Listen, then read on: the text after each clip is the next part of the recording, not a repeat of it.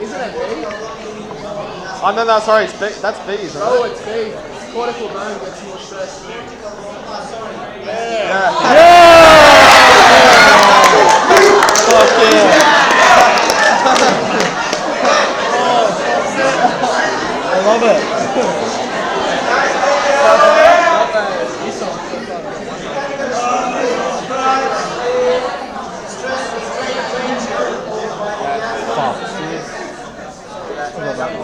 Get that one.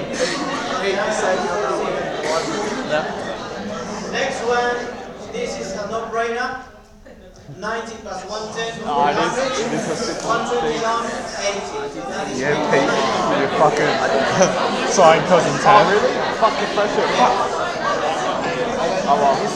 That is next base. 8 out of 10. Okay. Which of the following activities have the greatest effects? Jumping. Yes. Oh my god. And muscle Finding outfits as to Genesis. That's amazing.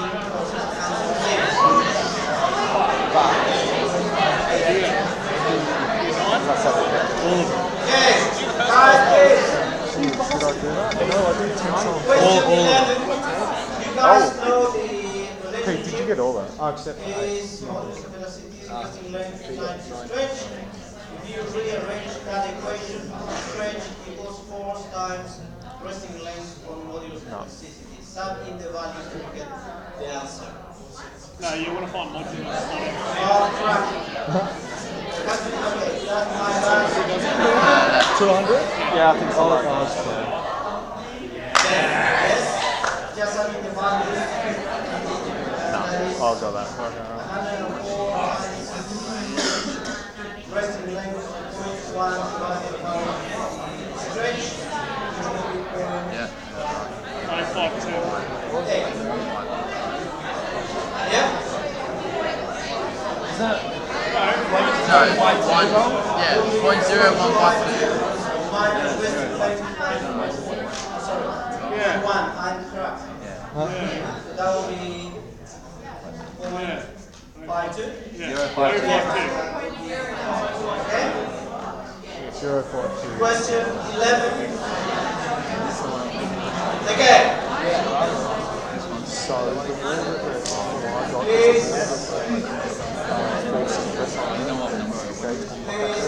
This one we need to talk about connection.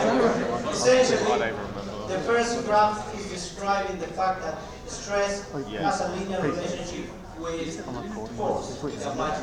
Yeah? that's what I do. Remember, stress equals force over cross-sectional area. As the force increases, so does the stress. That's what is indicating.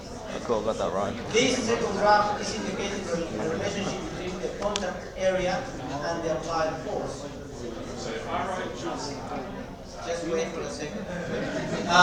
Essentially, as you know, as the cross-sectional area increases, if the stress is to remain constant, then that will have to increase. But if your answer revolves around that simple notion that the relationship between the force and the cross-sectional area is not necessarily, then you should be fine. You will answer this. What did you say? Yes? I'm able to tell you what your answer should be, but the crux of your answer should be this simple relationship. Okay? I will have to see what is what you have. So if we actually wrote a description of what happened, does that change the enough? Okay, cool. The answer will come different. Alright, sweet. Thank you. Okay. The next question, defined biomechanical strain, that is essentially stride answers. Your definition, what is the stress, what is the strain, and if you have presented the formula, you will have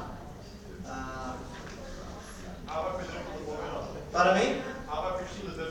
Yeah, that's fine. I'm just saying that that is what it is. Yeah? If you explain this by words or by this, we'll see how the actual answer is. Now, this essentially, you just need to calculate the stress on each of these 3 points, but you would know that right away the section that has the lowest cross-sectional area will have the greatest stress. Do you have it made a split or a standard split? No, because you are comparing them. Yeah. It will make a difference. this will be always the weak spot because it's the narrow spot. That's essentially what it is. Okay? This, I presume, from what I have seen in some of your answers, you got it right. The toe region, elastic, and fake. Fuck, I got elastic, plastic, I did and the ultimate toe. strength. I did the same as you. Yeah, I got elastic, yield point, plastic, and ultimate. But ultimate strength and value is the same thing. But I wrote a description of what each part was as well, so I at least. Yeah, I You know, you want to get Okay. And this one, this is what I said to you last week, or last time we were here, when I asked you to check the application on your notes of the bonus notes.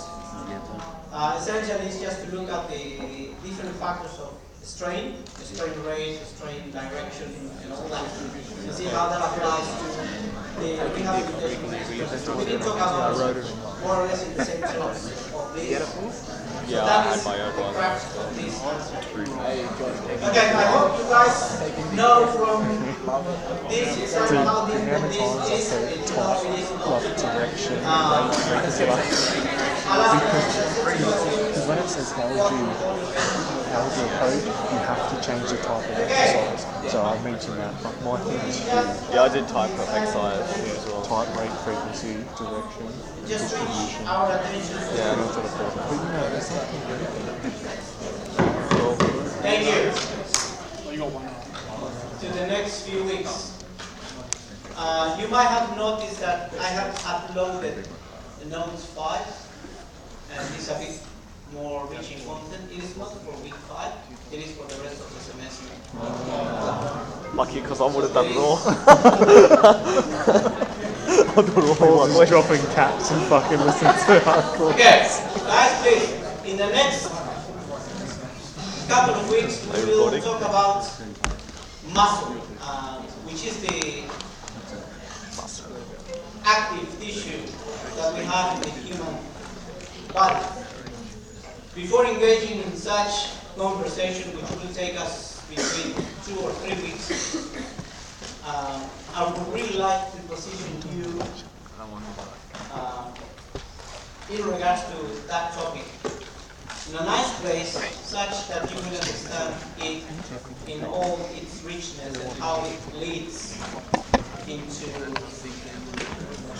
the activities that we are going to look at later, such as gauge analysis and the like.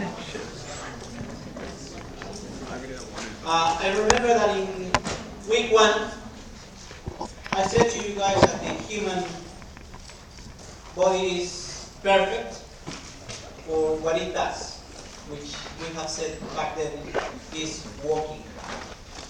It would be really hard for me to separate that from a number of other related aspects of our anatomy. So I will try to make sense of some very basic and simple principles that pertain muscle function.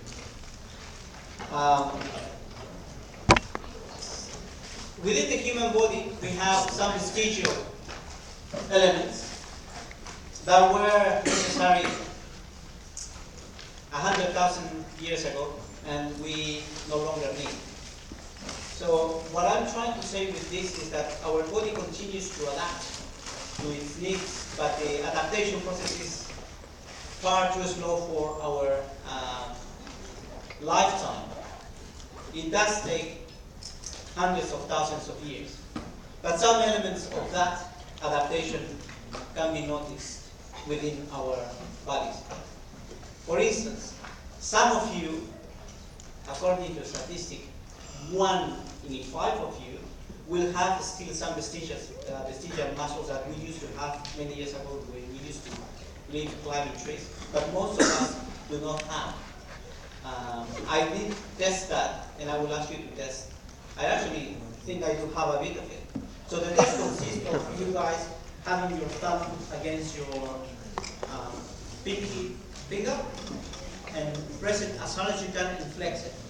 And some of you will display the presence of a ligament and a muscle that we used to have when we were climbing trees. Some of us have very little of it or none. So according to some statistics, 5% of you will show Climb some trees. Yeah. Get in that shit.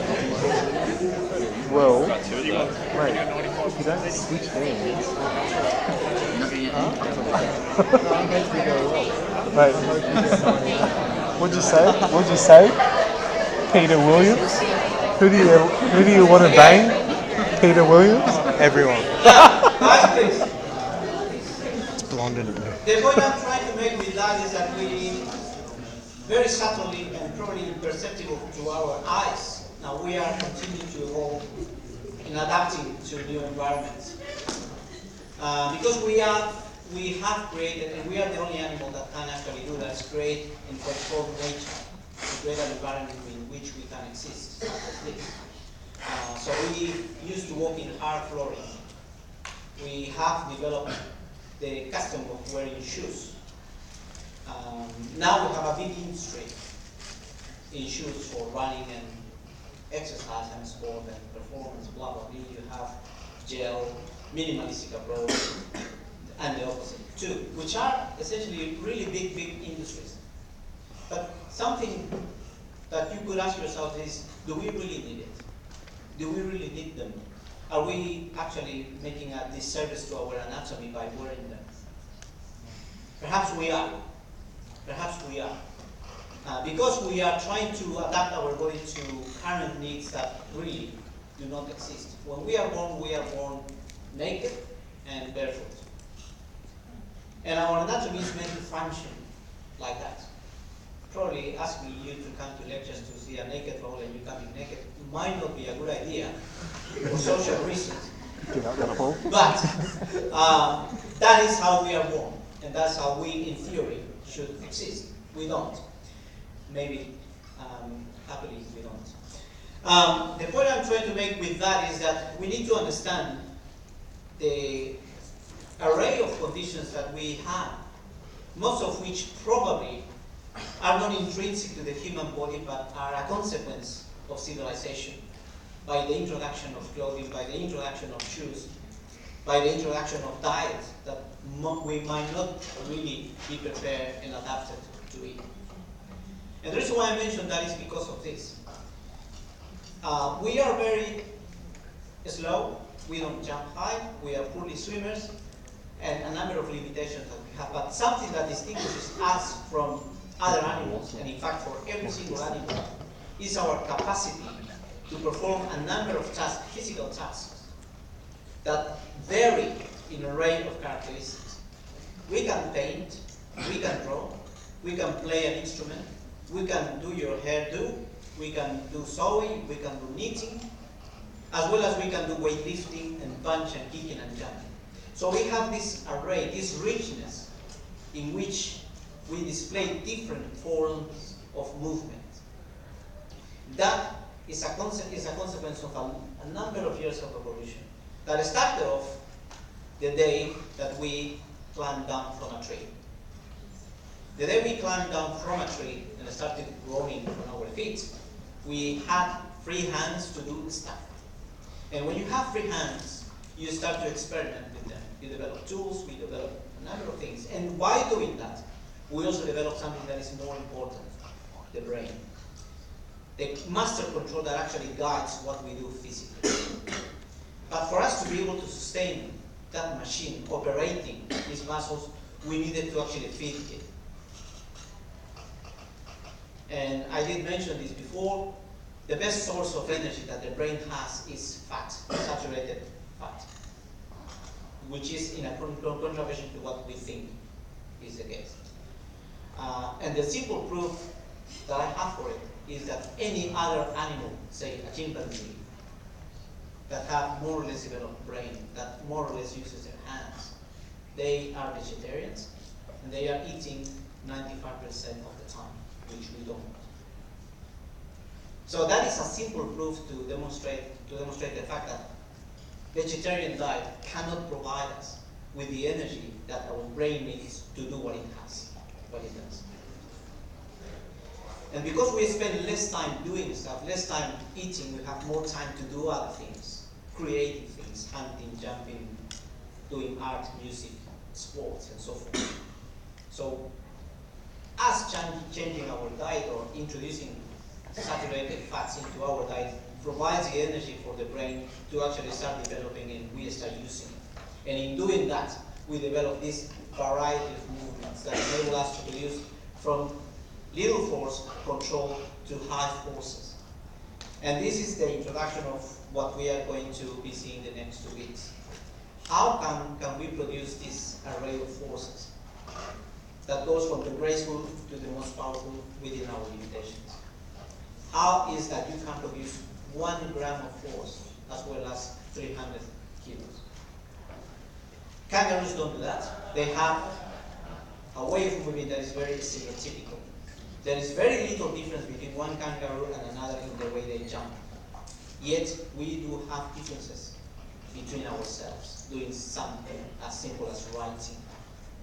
So there has to be the way by which our brain is able to control our muscles in a way that we can produce these differing forces with ease.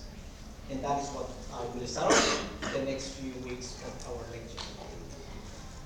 I have indirectly said that we have a brain, which is the higher level of the central nervous system.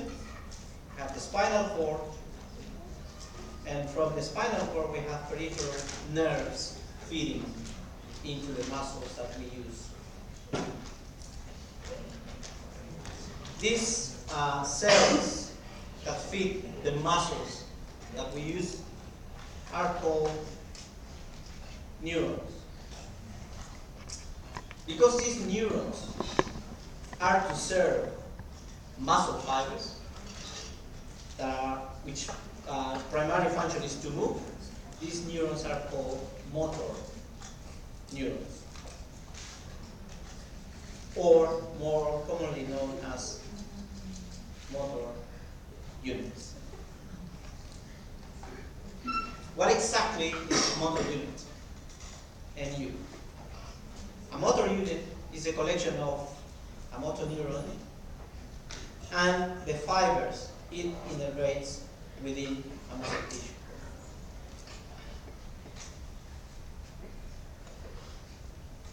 That is a motor unit. When a motor unit twitches muscle fibers, contraction takes place and we produce force. And this twitching process takes place because of depolarizing wave coming from the brain into these units. These have been or will be explained to you in motor control, so I don't want to spend too much time on it. I just want to focus on what we need for this unit. Now, in this case, just very hypothetical case, which is not real, we have 3 muscle fibers that are being fed by that motor unit. So when this motor unit sends a depolarizing wave, these 3 muscle fibers will twitch, that is, will shorten, and produce tension that way. Is that clear enough? Let's say we have a different motor neuron also feeding some muscle fibers within that muscle that actually innervates not 3 to many more fibers.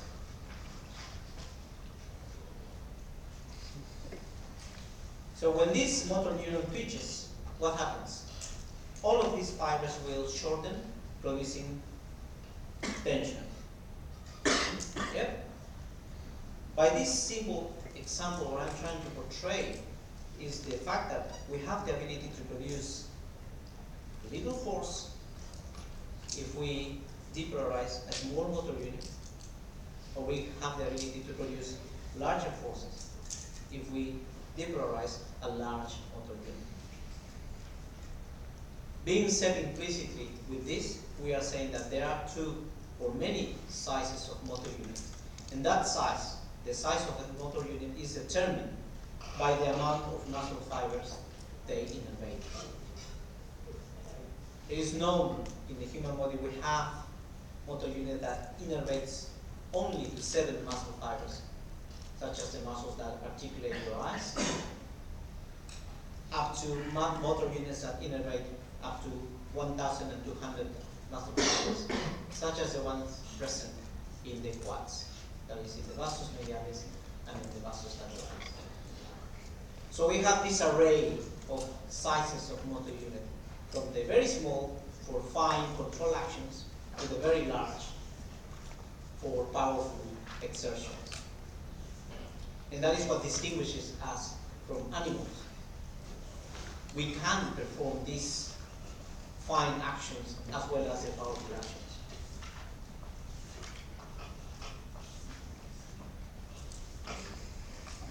Okay, so by implication, we did talk about that motor units have a size. Yes, large motor units innervating a number of muscle fibers and small motor units innervating less muscle fibers. We have also indicated by implication that that size determines the amount of force or tension that you develop with them. And we also have said from this that this mechanism enables us to produce a vast array of forces, from small to large forces.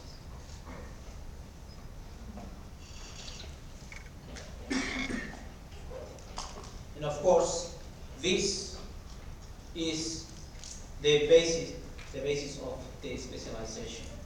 So within your human body, you will have sections of it where large forces are more needed, and you will have sections where less forces are needed.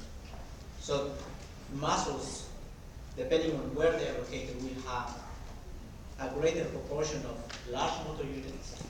And some other muscles will have a greater proportion of smaller motor units that enable them to perform controlled actions. It's not difficult to imagine that we will have more large motor units in the vastus, that is lateralis and medialis gluteus. We will have more smaller motor units, say, in the muscle that articulate the fingers, that are required to perform fine control actions. Of course, you will also immediately spot the fact that those differences will exist between individuals. There will be people that will naturally have greater proportion of larger motor units than smaller one, and there will be people that have a greater proportion of smaller motor units than large ones. The other name for the large motor unit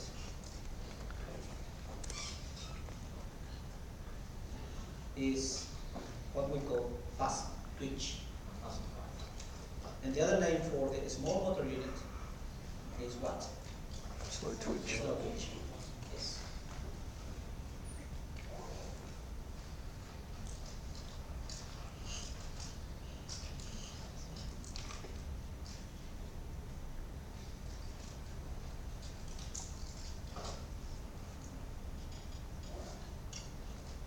Now, can I ask you a question? In the course of today, or in the course of this week, or in the course of this month, if you exclude purposeful physical activity, exercise, weight training, whatever you do for sport, if you exclude that, how many times have you had to exert maximally? If you exclude the sports. We're not paying. So if you remove the sport There's things I'm training, not willing to share. you will notice that perhaps you seldom exert maximally. Yeah? You don't wake up jumping. Yeah? You wake up, take your time, stretch. I deadlift under bed. There is no need for us to actually jump as much. And even if we jump, we are doomed anyway. I mean, seldomly you will be chased by a lion wanting to eat you. But even if you get chased by a lion, it doesn't make sense to try to escape because you're gonna get caught. So you won't. Don't even try. No need. Okay, that simple reflection takes us to this point. We don't really need to, and we don't use much of these guys.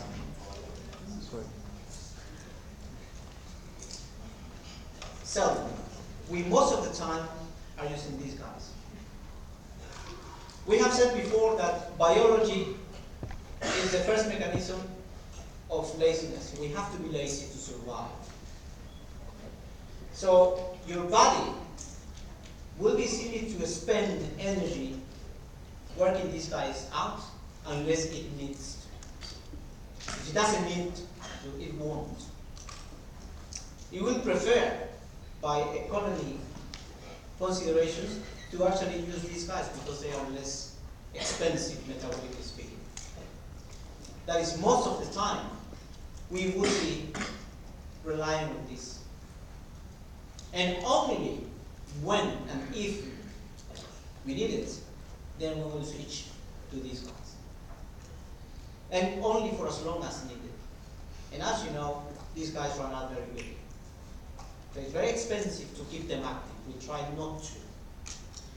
So the brain, that is the high level of the CNS, has developed a simple way of actually making this work. And I will explain that to you in the next minute. It's very simple.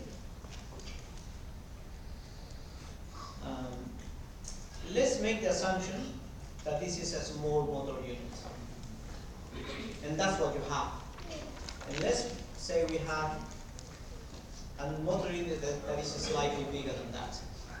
And then something that is slightly bigger and something that is, until you have the beast here.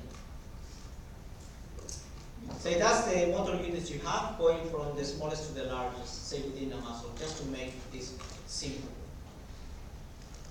By default, whenever this muscle is activated, the CNS, that is your brain, will actually twitch this guy here first. And will gauge quickly whether the force that this guy produces is enough to do what you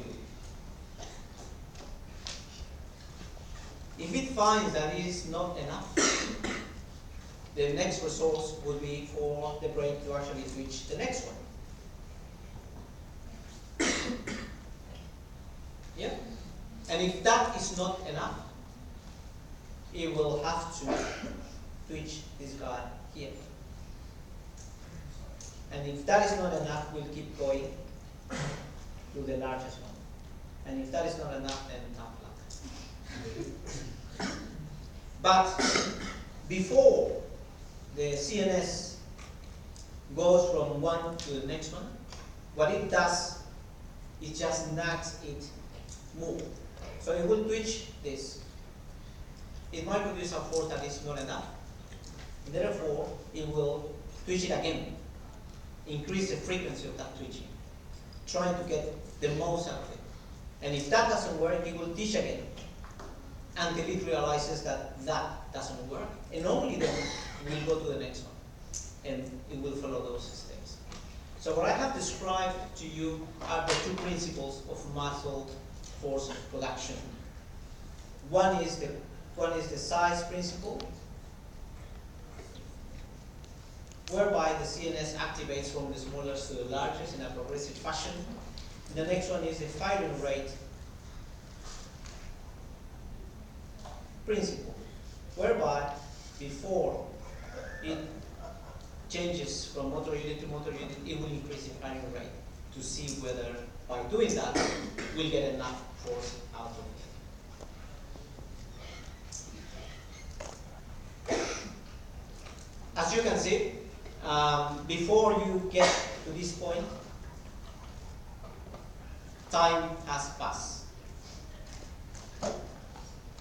Yeah, because you have to be doing some door knocking before you actually get to the force that you need. This simply means one thing, that force production is not immediate. There is a delay from the need until you actually produce the force that you require. Does that make sense?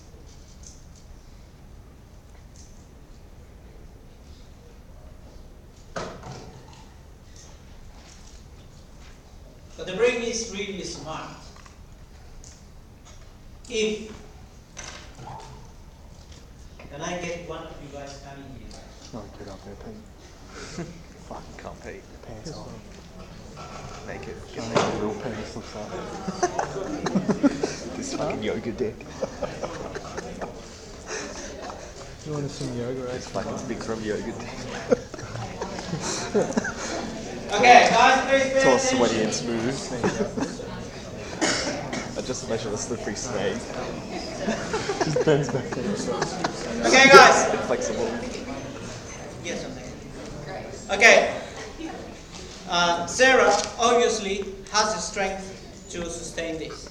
There is no doubt about it. Yep. Can you please put your hand up? Can you please observe what happens? What happened? It went down, it went down. So during that downtime and uptime, what Sarah's brain has done has gauged how much force was needed to keep it there. That is the time I was talking to you about. So there has to be a feedback mechanism that tells the brain of Sarah, this is not enough, get the other guys active. And that takes time until the force required is attained. And therefore, she is able to actually grade how much force she exerts in order to keep it there. Does that make sense? Yes? Okay, that's a simple demonstration of that. You can see it. Now, the other thing I wanted to call your attention to is this. Say you have someone that has more fast twitch fibers compared to someone else. Say, let's have two individuals. One has this small, slightly bigger, slightly bigger, slightly bigger, and say have Usain Bolt here. Small, large, and large. Yes? If you have to compare these two individuals, it becomes clear to us that this guy will produce large force quicker because it has less cycles to go through.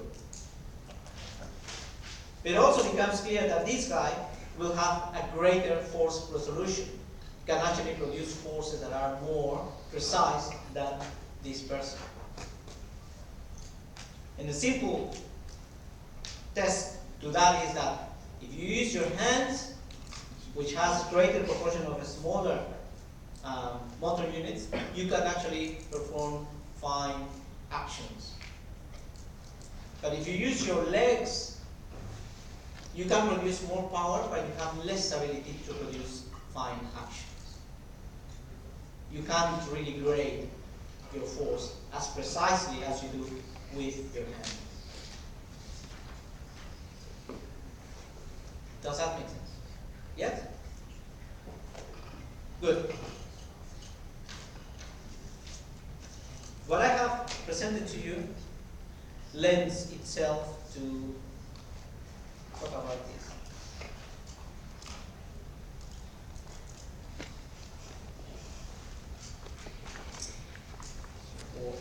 This is weightlifting to a T. So good. That is a very, very, and I cannot stress it enough, a very important concept.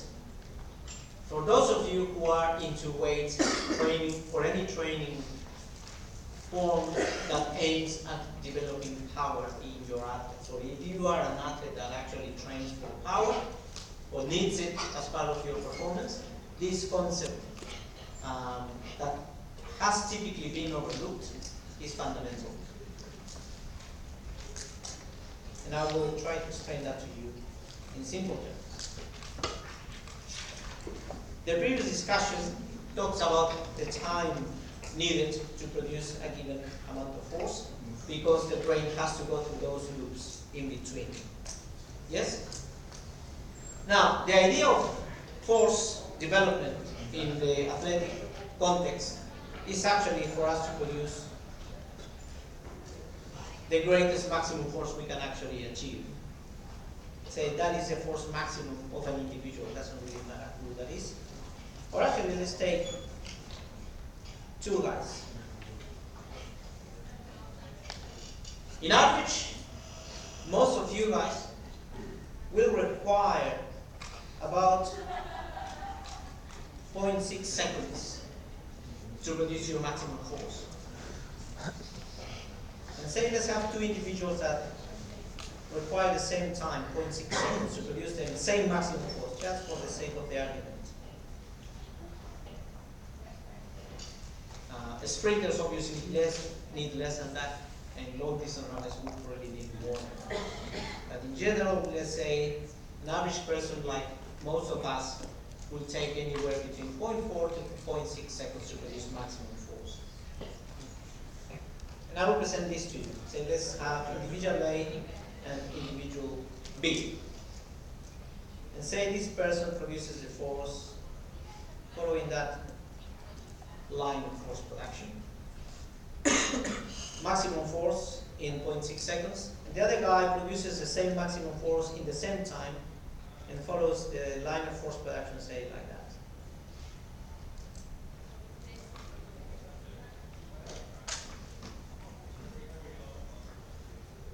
Which of these guys would you think is quickest off the mark?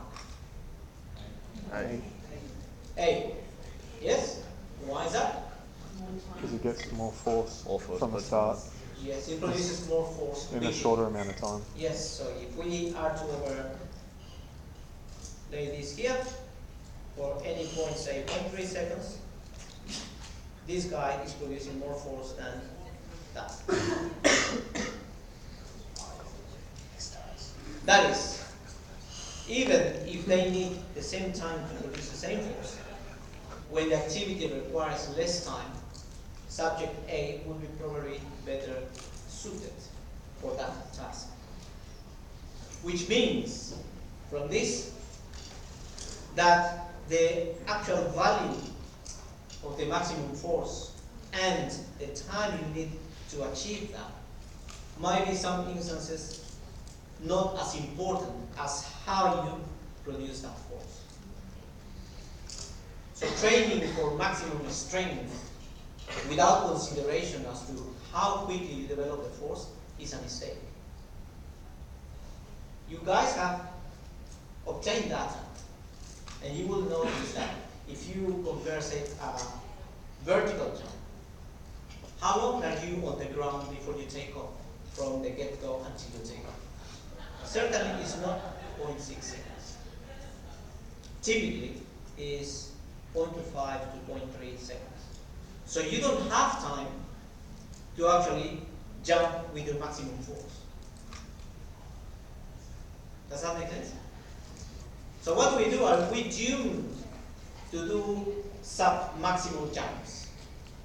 And obviously you know that that is not entirely correct. The approach for this is very simple. This is considering that your muscles are at rest at this point. But how about if you do not have your muscles at rest? How about if you have them active before you actually do the task? Then you don't need 0.6, you need less. What I'm trying to tell you then, that muscle pre-activation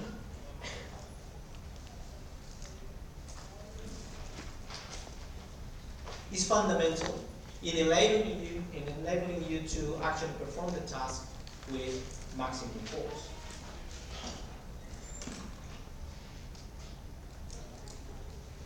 How much training do we actually devote to muscle pre-activation?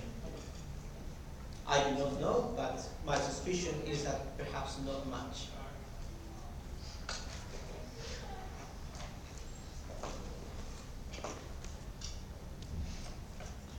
So from this, we have 2 points to rescue.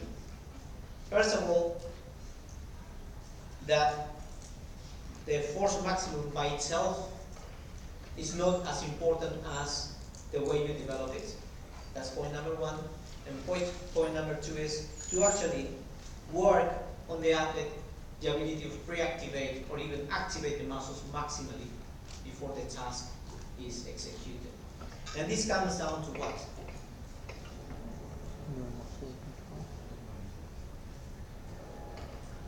To knowledge.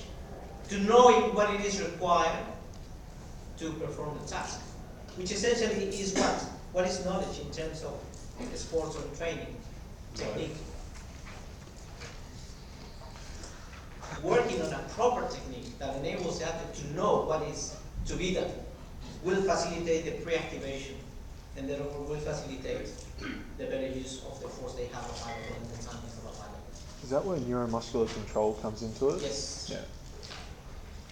So sometimes we rush to load up the plates without developing the proper technique.